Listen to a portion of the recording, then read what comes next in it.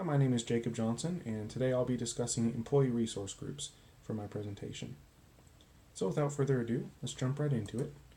On slide 2, you can see that we will be looking at employee diversity groups at Discover Financial Services, specifically.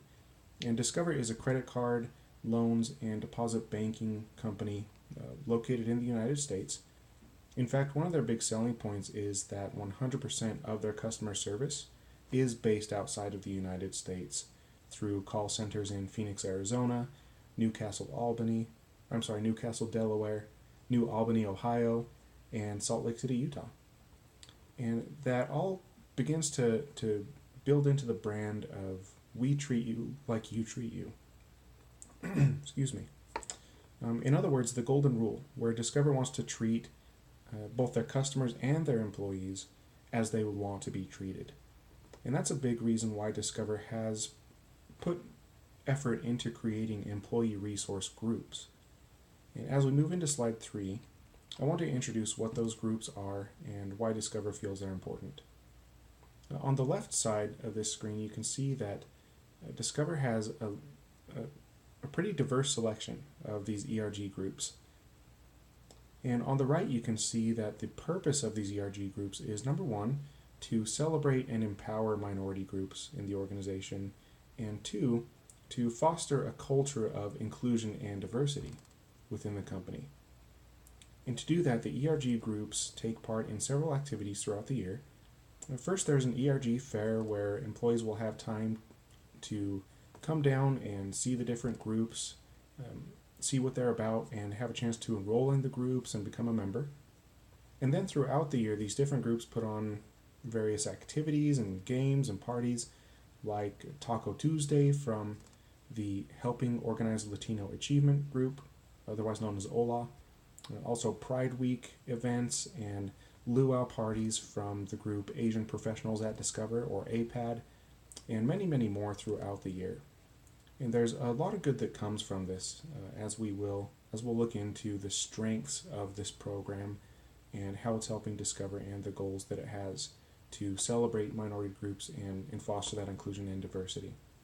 So over the next few slides, we'll look at the strengths, but then we'll also explore the current weaknesses that exist and the opportunities for the program to improve and the threats that might stand in the way of that improvement. And then at the end, I will make some specific recommendations to improve the program and guard against some of those threats. So moving into slide 4, we'll first go over the strengths that these ERG groups are bringing to Discover. It's important to note, as we can see up at the top, that the current academic literature on the subject does assert that companies with more women in leadership are typically more profitable, and also that companies with more racial and ethnic diversity enjoy stronger financial performance as well. And this is good news for Discover because Discover does a good job with this right now. Even over the past several years, Discover's won many awards, as you can see at the bottom of the page. First, in 2015, the Women's Forum recognized Discover as a top company for women. Also in 2016, Discover was awarded the Diversity Award from the Association of Corporate Counsel. And most recently, in 2017, even Forbes magazine recognized Discover as one of the top 100 companies for diversity. Again, all really good things at Discover, and this is important to Discover. We can see that by the efforts they put into ERG groups. And so it's worth seeking ways to improve the program even more. And to do that, we'll look at some of the weaknesses that currently exist first and see what can be improved. And that moves us into slide 5. So here it's important to look at the academic literature and understand some key points.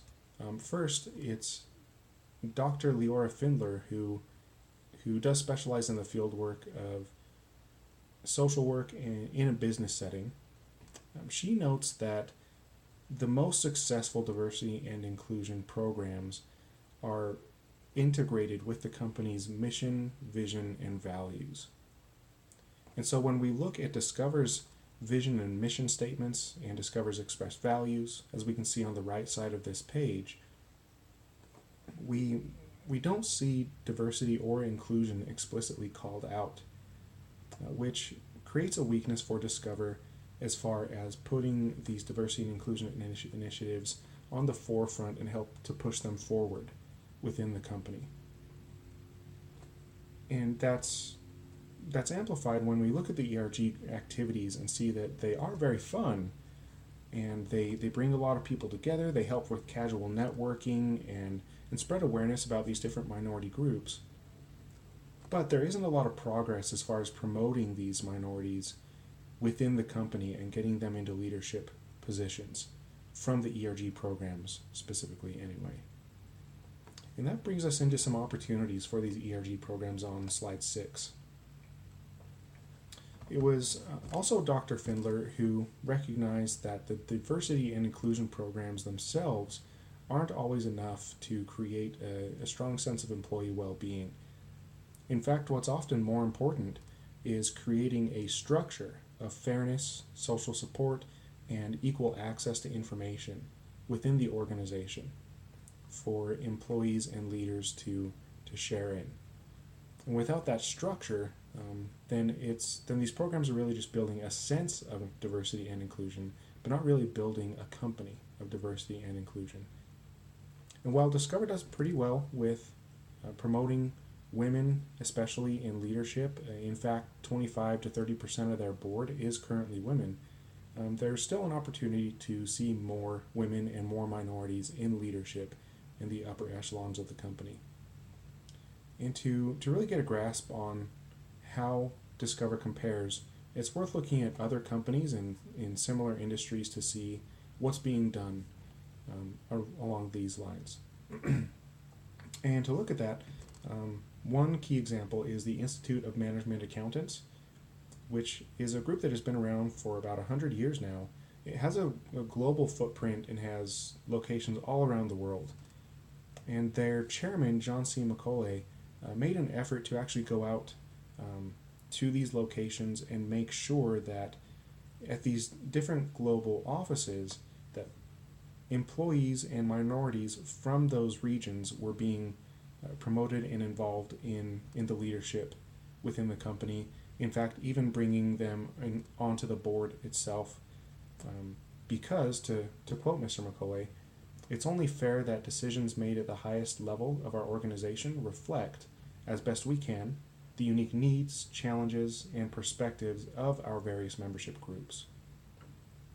In other words, that's really John McCauley trying to move his company from this sense of diversity and inclusion to a company of diversity and inclusion that has minorities from all their different offices, that accurately reflects their workforce at the top levels of the company, which is a very important thing to consider and try and move to.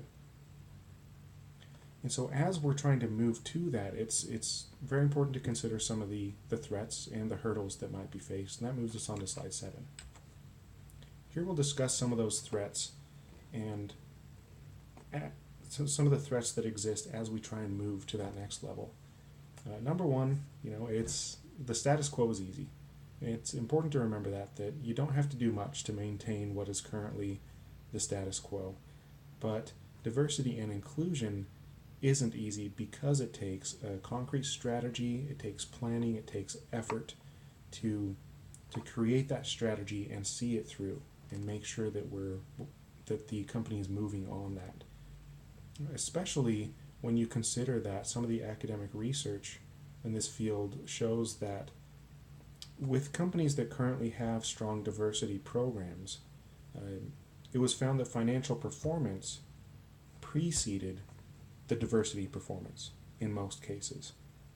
In other words, these companies that now have remarkable diversity programs weren't always that way. They didn't start that way. What usually happened is the company would begin and become successful and then see more employees come into the organization, more funding come into the organization, and then those resources could be allocated to these diversity and inclusion programs that really fostered a good diversity within the workplace and within the leadership. But knowing this, that the financial performance and the money typically comes before the diversity programs, it's easy to see how, even in a currently successful company, how decisions could be made that favor money over diversity at many different turns. Whenever there's a decision to be made, whether it's at the company level or even a lower leadership level, the short-term gains for money might be more attractive than the long-term health of the company, as far as making sure that diversity is a key at every level and at every decision. And so, knowing that threat and the opportunities that exist, this is where I'd like to make some specific recommendations to Discover on slide 8. Number one, I think it's important that these ERG groups are tasked with developing their minority members and seeking promotion for those minority members within the organization. Currently, the activities and the parties are great casual events and casual networking happens, but there should be a more focused approach and a more strategic approach to actually getting those minority employees the training, the development, the skills, and the exposure to find promotion opportunities and the support to actually promote into those different roles and seek leadership opportunities and really move them all the way up the chain at Discover. And one really good way to help motivate that trend and that movement is to make sure that the ERG group funding is tied to the success of developing and promoting its members.